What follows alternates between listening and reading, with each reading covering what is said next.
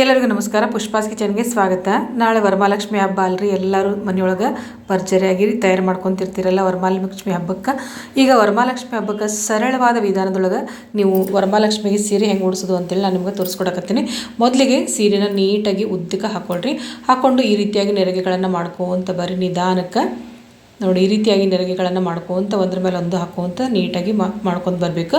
ನಂತರ ಇದಕ್ಕೆ ಸೈಡ್ಗೆಲ್ಲ ನೀವು ಕ್ಲಿಪ್ ಹಾಕ್ಕೊತ ಬರಬೇಕು, ಇಲ್ಲ ಅಂದ್ರೆ ಅವು ಒಳಗಡೆ ಹೋಗ್ಬಿಡ್ತಾವೆ, ನೆರಿಗೆಗಳೆಲ್ಲ ಮಡಚ್ಕೊಂಡು ಬಿಡ್ತಾವೆ. ಅದಕ್ಕೋಸ್ಕರ ಎಲ್ಲ ಕಡೆಗೂ ಒಂದು ಕ್ಲಿಪ್ ಹಾಕ್ಕೊತ ಬರ್ರಿ. ನಾನು ಈಗ ಸೈಡ್ಗೆ ಒಂದು ಕ್ಲಿಪ್ ಹಾಕ್ಕೊಂಡಿನಿ, ಮತ್ತು ಮಧ್ಯದಲ್ಲಿ ನೆರಿಗೆಗಳನ್ನು ಜೋಡಿಸ್ಕೊಂಡು ಅಲ್ಲೊಂದು ಕ್ಲಿಪ್ ಹಾಕ್ಕೊಂಡಿನಿ. 4 ಕಡೆ ನಾನು ಈ ರೀತಿಯಾಗಿ ಕ್ಲಿಪ್ಗಳನ್ನು ಹಾಕ್ಕೊಂಡಿನಿ. ನೀವು ಈ ರೀತಿಯಾಗಿ ಕ್ಲಿಪ್ ಹಾಕ್ಕೊಳ್ಳೋದ್ರಿಂದ ನೆರಿಗೆಗಳು ನೀಟಾಗಿ ಬರ್ತಾವೆ, ಮತ್ತು ನಮಗೆ ಸೀರೆಗಳನ್ನು ಉಡಿಸೋ ಮುಂದೆ ದೇವಿಗೆ ಕರೆಕ್ಟಾಗಿ ಹಾಗೆ ಕುಂತಿರ್ತಾವೆ, ಹೇರುಪೇರು ಆಗೋದಿಲ್ಲ. ಅದಕ್ಕೋಸ್ಕರ ಈ ರೀತಿಯಾಗಿ ನೀವು ಪ್ರತಿಯೊಂದು ಕಡೆಯೂ ಕ್ಲಿಪ್ಗಳನ್ನು ಹಾಕ್ಕೊಂಡು ಸೀರೆನ ಮತ್ತು ನೆಕ್ಸ್ಟ್ ಮಡಚ್ತಾ ಬರ್ರಿ. ಈ ರೀತಿ ನೀವು 2 ಕಡೆ ಅಥವಾ 3 ಕಡೆ ನೀವು ಈ ರೀತಿಯಾಗಿ ಕ್ಲಿಪ್ಗಳನ್ನು ಹಾಕ್ಕೊತ ಬರಬೇಕು.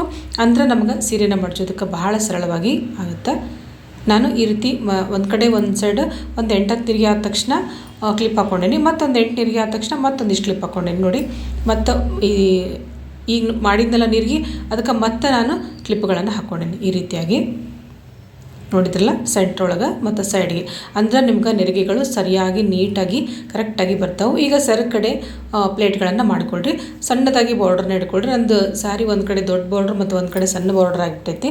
ಅದಕ್ಕೋಸ್ಕರ ನಾನು ಸಣ್ಣ ಬಾರ್ಡ್ರ್ ಇದ್ದಲ್ಲೇನ ನೀಟಾಗಿ ಸಣ್ಣ ಬಾರ್ಡ್ರಿಗೆ ನೆರಿಗೆಗಳನ್ನು ಮಾಡ್ಕೊತ ಬರ್ತೀನಿ. ಇದನ್ನು ಕೂಡ ಈ ರೀತಿಯಾಗಿ ಮಾಡಿಕೊಂಡು ನೀಟಾಗಿ ಮಧ್ಯದಲ್ಲಿ ಮತ್ತು ಸೈಡ್ಗೆ, 2 ಸೈಡು ಮತ್ತು ಮಧ್ಯದಲ್ಲಿ ನೀವು ಪಿನ್ನಕ್ಕಿಂತ ನಾವು ಬಟ್ಟೆಗೆ ಹಾಕೋ ಕ್ಲಿಪ್ ಇರುತ್ತಲ್ಲ, ಆ ಕ್ಲಿಪ್ಗಳನ್ನು ಹಾಕೊಂಡ್ಬಿಟ್ರಿ ಅಂದ್ರೆ ಭಾಳ ಸೀರೆಗೆ ಏನೂ ಡ್ಯಾಮೇಜ್ ಆಗೋದಿಲ್ಲ. ಅದಕ್ಕೋಸ್ಕರ ನಾನಿಲ್ಲಿ ಬಟ್ಟೆಗೆ ಹಾಕೋ ಕ್ಲಿಪ್ಗಳನ್ನು ಉಪಯೋಗಿಸ್ಕೊಂಡೇನಿ. ಮಧ್ಯದಲ್ಲೊಂದು, ಎಂಡಿಗೊಂದು ಮತ್ತು ಸ್ಟಾರ್ಟಿಂಗೊಂದು ಈ ರೀತಿಯಾಗಿ ಕ್ಲಿಪ್ಗಳನ್ನು ಹಾಕ್ಕೊಂಡು ನಾವು ಸೀರೆನೆಲ್ಲ, ನಾಳೆ ನಾವು ವರಮಹಾಲಕ್ಷ್ಮಿ ಹಬ್ಬ ಐತಿ ಅಂದ್ರೆ ಮೊದಲಿಗೆ ಈ ರೀತಿಯಾಗಿ ಸೀರೆನ ಎಲ್ಲ ರೆಡಿಯಾಗಿ ಇಟ್ಕೊಂಡ್ಬಿಟ್ರೆ ಬೆಳಗ್ಗೆ ನಾವು ಬೇಗ ಸೀರೆನ ಉಡಿಸ್ಕೊಂಡ್ಬಿಡ್ಬೋದು. ಈಗ ನಾನಿಲ್ಲಿ ವರಮಹಾಲಕ್ಷ್ಮಿ ಹಬ್ಬಕ್ಕೆ ಕೆಳಗಡೆ ಒಂದು ದೊಡ್ಡದೊಂದು ಸ್ಟೂಲ್ ಹಾಕ್ಕೊಂಡೀನಿ, ಅದ್ರ ಮೇಲೆ ಚಿಕ್ಕದೊಂದು ಸ್ಟೂಲ್ ಇಟ್ಕೊಂಡೀನಿ. ಮೇಲೆ ಅಕ್ಕಿ ಇಟ್ಕೊಂಡು ತುಂಬಿದ ಕೊಡೋಕ್ಕೆ ಒಂದು ಕೋಲನ್ನು ಕಟ್ಕೊಂಡು ಈಗ ಸೀರೆನ ಉಡಿಸ್ಕೊತೀನಿ. ನೋಡಿರಿ, ಸೀರೆದು ಸೆರಗೇನಿರುತ್ತಲ್ಲ ಅದನ್ನು ಒಂದು ಸೈಡ್ ಹಾಕ್ಕೊಳ್ಳಿ, ರೈಟ್ ಸೈಡ್ ಹಾಕ್ಕೊಂಡ್ಬಿಡ್ರಿ. ಆ ನಂತರ ನಾನು ನೀರಿಗೆ ಮಾಡ್ಕೊಂಡು ಬಂದಿದ್ದೆಲ್ಲ ಆ ಸೀರೆನ ಈ ರೀತಿಯಾಗಿ ಕೋಲ್ ಮೇಲೆ ಹಾಕ್ಕೊಳ್ರಿ ನೀಟಾಗಿ. ಸ್ವಲ್ಪ ನಂದು ಸೀರೆ ಸಾಫ್ಟಾಗಿತ್ತು, ಅದಕ್ಕೋಸ್ಕರ ಜರಿತಾ ಇತ್ತು.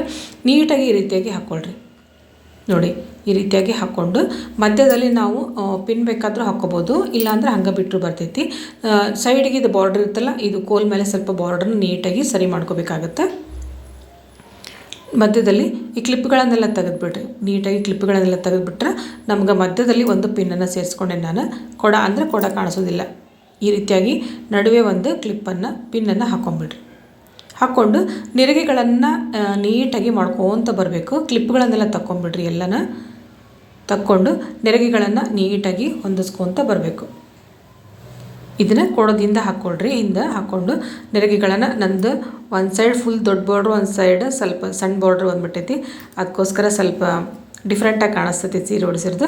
ಬಟ್ ನೀವು ಯಾವುದೇ ರೀತಿಯಾಗಿ ನೀವು ಯಾವುದೇ ಸೀರೆ ಉಡಿಸಿದ್ರು ಕೂಡ ಇದೇ ಪ್ಯಾಟರ್ನ್ ಒಳಗೆ ನೀವು ಉಡಿಸಿದ್ರಿ ಅಂದ್ರೆ ಭಾಳ ಈಸಿಯಾಗಿ ನೀವು ಸೀರೆನ ದೇವಿಗೆ ಉಡಿಸ್ಕೋಬೋದು. ನೆರಿಗೆಗಳನ್ನೆಲ್ಲ ಸರಿ ಮಾಡಿದ ನಂತರ ನಾನಿಲ್ಲಿ ಒಂದು ಮಧ್ಯದಲ್ಲಿ ಒಂದು ದಾರ ಕಟ್ಕೊಂಡ್ಬಿಡ್ತೀನಿ. ಅಂದರೆ ದೇವಿಗೆ ಒಂಥರ ಸೊಂಟ ಕಾಣಿಸ್ದಂಗೆ ಕಾಣಿಸ್ಬೇಕದು. ಆ ರೀತಿಯಾಗಿ ಮಧ್ಯದಲ್ಲಿ ಒಂದು ದಾರವನ್ನು ಕಟ್ಕೊಳ್ರಿ. ಮತ್ತು ನೆರಿಗೆಗಳನ್ನು ಸರಿ ಮಾಡ್ಕೊಳ್ತಾ ಬರಬೇಕು. ಯಾಕಂದ್ರೆ ಅದು ದಾರ ಜಗ್ದಂಗೆ ಆಗಿಬಿಡ್ತೈತಲ್ಲ, ಅದಕ್ಕೋಸ್ಕರ ಮತ್ತು ನೀಟಾಗಿ ನೀವು ನೆರಿಗೆಗಳನ್ನೆಲ್ಲ ಸರಿ ಮಾಡಿಕೊಂಡು ದಾರವನ್ನು ಹಿಂದೆ ಕಟ್ಕೊಳ್ರಿ. ಆಮೇಲೆ ಸೆರಗಿತ್ತಲ್ಲ, ಆ ಸೆರಗನ್ನು ಕೂಡ ತೊಗೊಂಡು ನಾನು ನಿಮ್ಗೆ ಸೆರಗು ಯಾವ ರೀತಿ ಹಿಂಗೆ ನೀಟಾಗಿ ಉದ್ದಕ್ಕೆ ಬೇಕಾದ್ರೆ ಬಿಡ್ಬೋದು, ಅಥವಾ ಈ ರೀತಿ ಹಿಂದ್ಗಡೆ ಬೇಕಿದ್ರೂ ಹಾಕ್ಕೋಬೋದು. ಹಾಕ್ಕೊಂಡು ಮಧ್ಯದಲ್ಲಿ ಒಂದು ಪಿನ್ನನ್ನು ಸೇರಿಸ್ಕೊಂಡ್ಬಿಡ್ರಿ. ಅಂದ್ರೆ ನಮ್ಗೆ ಕರೆಕ್ಟಾಗಿ ಸೆರಗು ಚೆಂದಾಗಿ ಕುಂದಿರ್ತೈತಿ. ನೋಡಿರಿ, ಈ ಥರ ನಾನು ಮಾಡಿಕೊಂಡು ಮಧ್ಯದಲ್ಲಿ ಒಂದು ಪಿನ್ನನ್ನು ಹಾಕ್ಕೊಂಡ್ಬಿಟ್ಟೇನೆ. ಹಾಕ್ಕೊಂಡು ಮತ್ತು ಹಿಂದ್ಗಡೆನೂ ಬೇಕಿದ್ರೆ ನೀವು ಸೆರಗು ಜಾರ್ತೈತಪ್ಪ ಅಂದ್ರೆ ಹಿಂದ್ಗಡೆನೂ ಬೇಕಿದ್ರೆ ಒಂದು ಪಿನ್ನನ್ನು ಹಾಕೋಬೋದು. ಈಗ ನೀವು ದೇವಿಗೆ ಯಾವುದು ಬೇಕಾದರೂ ಅಲಂಕಾರಗಳ ವಸ್ತುಗಳನ್ನು ಹಾಕೋಬೋದು. ನಾನಿಲ್ಲಿ ದೇವಿಗೆ ಸರಗಳನ್ನು ಹಾಕ್ಕೊಂಡೀನಿ. ಈ ರೀತಿಯಾಗಿ ನೀವು ಸೊಂಟದ ಪಟ್ಟಿ ಬೇಕಿದ್ರೂ ಹಾಕ್ಕೋಬೋದು, ಕೊರಳೊಳಗೆ ಯಾವ್ದು ಬೇಕಿದ್ರೂ ಮಾಲೆಗಳನ್ನು ಹಾಕ್ಕೊಳ್ಬೋದು. ನೋಡಿ, ಹಾಕ್ಕೊಂಡು ನೀಟಾಗಿ ಎಷ್ಟು ಬೇಕಾದ್ರೂ ನೀವು ದೇವಿಗೆ ಅಲಂಕಾರಗಳನ್ನು ಮಾಡ್ತಾ ಹೋಗ್ಬೋದು. ಭಾಳ ಸುಂದರವಾಗಿ ಮತ್ತು ಭಾಳ ಸರಳವಾದ ವಿಧಾನದೊಳಗೆ ಸೀರೆ ಹೆಂಗೆ ನಾನು ದೇವಿಗೆ ಉಡಿಸೋದು ಅಂತ ನಿಮಗೆಲ್ಲ ತೋರಿಸ್ಕೊಟ್ಟೇನೆ. ನೀವು ನಾಳೆನೇ ವರಮಹಾಲಕ್ಷ್ಮಿ ಹಬ್ಬ, ಕೆಲವೊಬ್ಬರು ಕೊನೆಯ ವಾರ ಸೀರೆ ಉಡಿಸೋ ಕಾರ್ಯಕ್ರಮ ಕೂಡ ಮಾಡ್ತಾರೆ. ಆ ನಂತರ ಕೊನೆಗೆ ನಾನಿಲ್ಲಿ ದೇವಿದೊಂದು ಬೆಳ್ಳಿ ಮುಖ ಇತ್ತು ನಮ್ಮನೊಳಗೆ, ಒಂದು ಕಾಯಿಗೆ ಒಂದು ಬೆಳ್ಳಿ ಮುಖ ಇಟ್ಟು ದೇವಿ ಮತ್ತು ಕಾಯಿ ಮುಖನ ನಾನು ಕೊಡ ಇತ್ತಲ್ಲ ಕೊಡದ ಮೇಲೆ ಕುಂದಿಸ್ತೀನಿ. ನೋಡಿ ಈಗ ನಮ್ಮದು ದೇವಿ ಕರೆಕ್ಟಾಗಿ ನೀಟಾಗಿ ರೆಡಿ ಆಗಿಬಿಟ್ಟಾಳೆ. ನಮ್ಮದು ವರಮಹಾಲಕ್ಷ್ಮಿ ಹಬ್ಬದ ಸೀರೆ ಉಡಿಸೋ ಕಾರ್ಯಕ್ರಮನ ಇವತ್ತಿನ ದಿವಸ ನಾನು ಸರಳವಾದ ವಿಧಾನದೊಳಗೆ ನಿಮಗೆಲ್ಲ ತೋರಿಸ್ಕೊಟ್ಟೀನಿ. ವಿಡಿಯೋ ಇಷ್ಟ ಆಯ್ತಪ್ಪ ಅಂದ್ರೆ ದಯವಿಟ್ಟು ಒಂದು ಲೈಕ್ ಮಾಡೋದನ್ನು ಮರಿಬೇಡ್ರಿ. ಹಂಗೆ ಸಬ್ಸ್ಕ್ರೈಬ್ ಮಾಡಿರಿ ಮತ್ತು ನಿಮ್ಮ ಫ್ರೆಂಡ್ಸ್ ಜೊತೆಗೂ ಶೇರ್ ಮಾಡಿಕೊಡ್ರಿ. Thank you.